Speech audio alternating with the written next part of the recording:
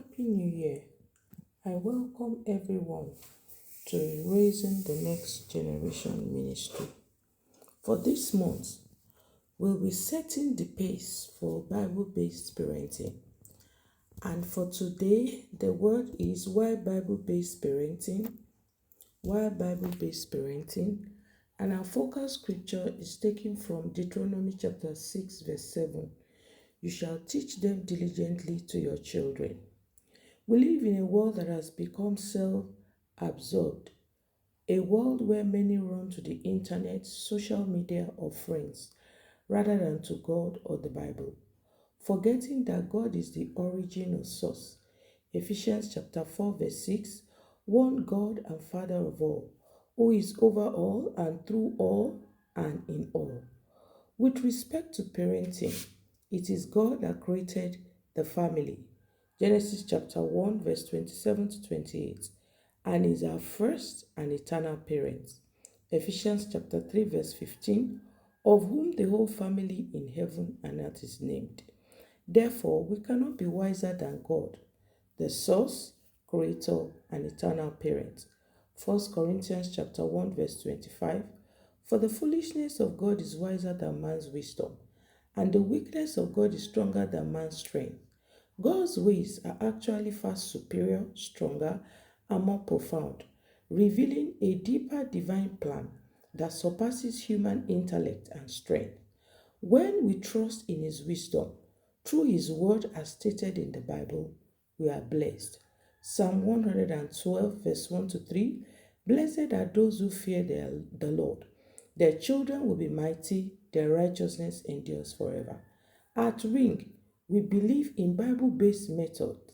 Hence, we will teach and preach the Bible standards for parenting. Our focus will be on fathers, mothers, with special emphasis on fathers, and then young people.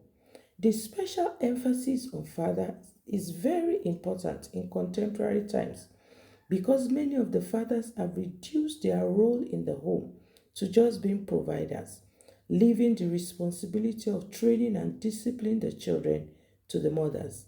But when we look at the Bible, it is not so. God commands that the fathers take their role as priests and the training and discipline of children in the home very seriously. Yes, we know 1 Timothy chapter 5 verse 8, he that cannot provide for his household. But that's not just what their role is about. In Genesis chapter 18 verse 19, God chose Abraham because he knew Abraham would diligently instruct his children in God's ways, ensuring justice and righteousness in his household. Based on the Bible, fathers are not just ATMs. They are also to see to the overall well-being, physical, spiritual, in the home. The Bible-based method for fathers is not just to provide money, but to establish leadership and responsibility in passing down faith, setting a pattern for family discipleship through training and discipline. Fathers, do not twist the roles. Don't just focus on providing money and leaving out the weightier matters like the scribes and the Pharisees, who Jesus declared woes on and called hypocrites. Matthew chapter 23 verse 23. At Ring Ministry, our focus is also on young people to teach them responsible living.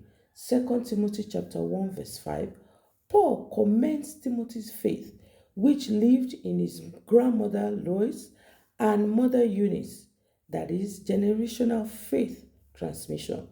We do not want to have a generation that will not know God, as recorded in Judges chapter 2 verse 10.